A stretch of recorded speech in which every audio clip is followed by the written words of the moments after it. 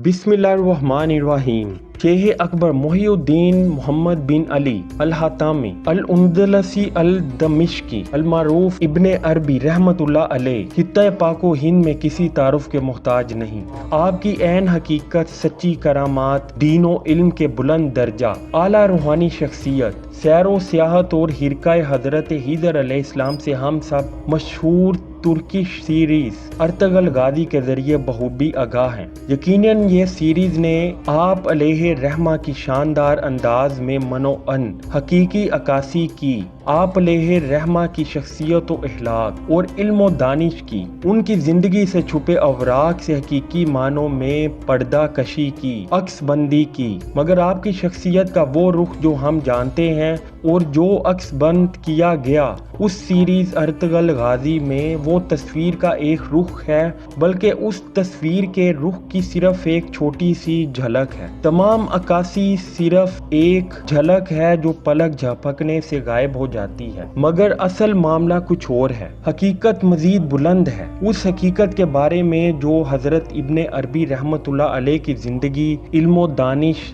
दर्जा वलायत के बारे में हम नहीं जानते, वो उस झलक से कहीं ज्यादा खूबसूरत, पुरकशिश, पुरनूर, जिसमें हमें अल्लाह ताला का नूरे मार्फत भी दिखाई देता है। तो आप अलैहि रहमा की शख्सियत हमें नूरे मोहम्मदी सल्लल्लाहु अलैहि वसल्लम की अक्कासी भी करती है। आपका इल्म ऐसा है कि जो नूरे इलाही और नूरे मोहम्मदी सल्लल्लाहु अलैहि वसल्लम मार्फत हक व हिकमत के ऐसे मोती रखता है, ऐसा गहरा समुंदर रखता है जो महज फारिगुल हाल यानी वक्त गुजारी के लिए महज रैंडमली पढ़ने या सुनने वालों को चंद ही अल्फाज में अपनी तरफ महू व नाबूद कर लेता है और उनकी जिंदगियां अचानक ही एक नई राह में गामजन हो जाती हैं। बिलाशुबा आप हजरत इब्ने अरबी रहमतुल्लाह अलैह, हजरत शेख अब्दुल कादिर जिलानी रहमतुल्लाह अलैह की रूहानी औलाद और दुआ का हासिल हैं। तो ये नूर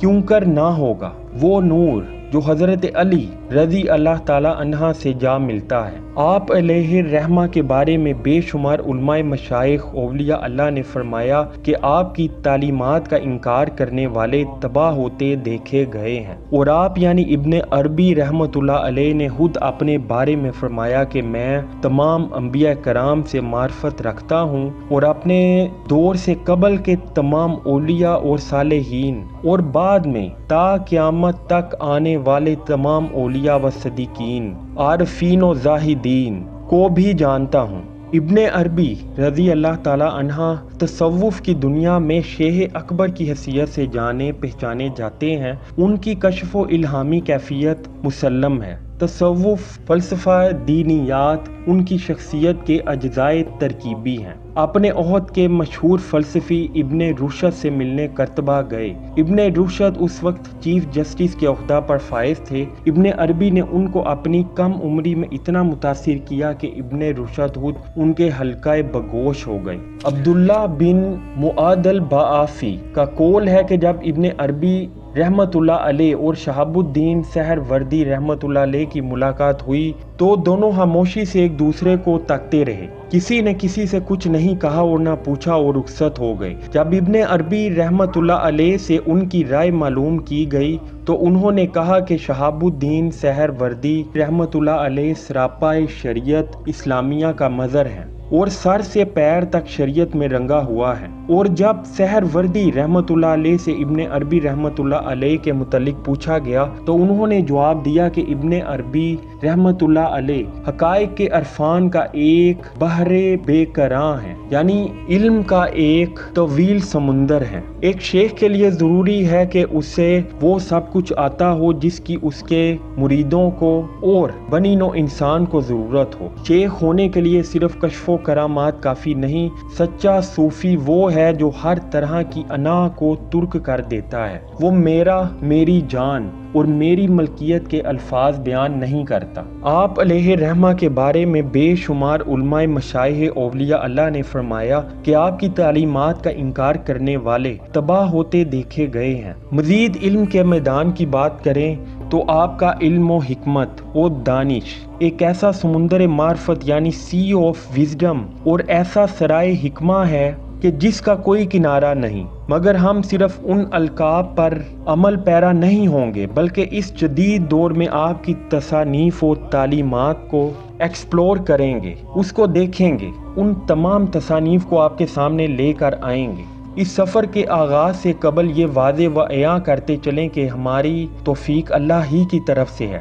ہم اللہ ہی کی طرف رجوع ہوتے ہیں اور ہمارا بھروسہ بھی اسی ذات حق و حقیقار مالک الملک پر ہے۔ اس سیریز میں ہم حضرت ابن عربی رحمۃ اللہ علیہ کی تصنیف فصوص الحکم کو ایکسپلور کریں گے۔ فصوص الحکم ایک بہت عظیم تصنیف ہے جو علم و حکمت یعنی وزڈم، روحانیت، اسپرچویلٹی، اسپرچول اویکننگ، مینیفیسٹیشن یعنی تجلیات الہی کے نزول اور انسان کے اپنے نفس اور شیطان کے جنگ کے مرکز کے علاوہ تخلیق کائنات و انسان اور اسماء الہی کے اصول، مقصد اور ہر اسماء کے انسان سے تعلق کے بارے میں انتہائی اہم روشنی ڈالتی ہے اور رہنمائی کرتی ہے۔ آپ علیہ رحمہ نے فرمایا کہ میرا ہر لفظ اللہ کے نبی صلی اللہ علیہ وآلہ وسلم کی طرف سے دویت ہوتا ہے، تو ہمیں یہی چیز آپ علیہ رحمہ کی تصنیف میں ملے گی۔ اب بات کرتے ہیں تصنیف فصوص الحکم کی، تو اس تصنیف کے 27 آرٹیکل ہیں۔ سب سے پہلے فاتح الکتاب حکمت کا بیان ہے، اس کے بعد 27 آرٹیکلز ہیں جن کی تفصیل یہ ہے۔ آرٹیکل 2 حکمت فی کلمہ شیشیاتا، آرٹیکل 3 ہے حکمت فی کلمہ نوحیہ، آرٹیکل 4 حکمت قدوسیہ فی کلمہ ادریسیہ، آرٹیکل 5 حکمت فی کلمہ ابراہیمیہ، آرٹیکل 6 حکمت فی کلمہ اسحاقیہ، آرٹیکل 7 حکمت اسماعیلیہ، 8 حکمت کلمات یعقوبیہ، آرٹیکل 9 حکمت نوریہ فی کلمات اليوسفیہ، 10 حکمت کلمہ حوریہ، آرٹیکل 11 حکمت فاتحیہ فی کلمہ صالحیہ، آرٹیکل 12 حکمت تلبیہ فی کلمہ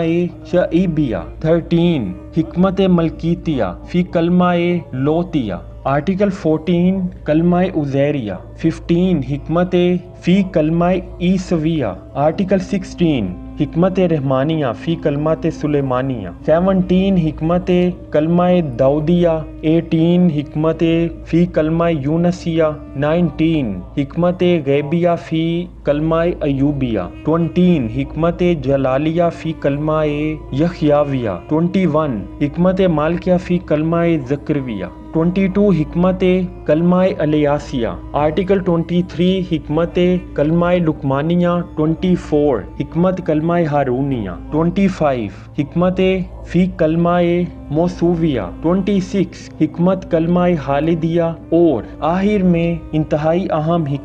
حکمت فردیہ فی کلمات المحمدیہ صلی اللہ علیہ وآلہ وسلم۔ آپ علیہ رحمہ حضرت ابن عربی رحمۃ اللہ علیہ نے ہر ایک آرٹیکل سے پہلے حکمت کا لفظ استعمال کیا ہے، یعنی ان کا مقصد لازماً یہ رہا ہوگا کہ ہر باب ظاہری علم سے نہیں بلکہ حکمت کے گہرے معنوں سے بیان کیا گیا ہے، اور اس کے بعد علامتی طور پر ان کو نام دیا گیا ہے مختلف، جیسا ہم نے اوپر بیان کیا۔ اس عظیم تصنیف کا ہر باب، ہر آرٹیکل اپنے اندر علم و حکمت کے معرفت کے ایسے موتی رکھتا ہے کہ انسان کی زندگی کا حاصل وہی موتی ہے، اور ایسے موتی جو انسان کو مالک حق و حقیقار سے جا ملاتے ہیں، ایسا روحانی علم اور ایسی حکمت اور ڈیپ وزڈم جو اللہ تعالیٰ کے ساتھ اور پیارے نبی صلی اللہ علیہ وآلہ وسلم کی نور معرفت کے ساتھ انسان کو جا ملاتی ہے۔ اللہ تعالیٰ پر یقین کامل عطا ہوتا ہے کہ انسان کے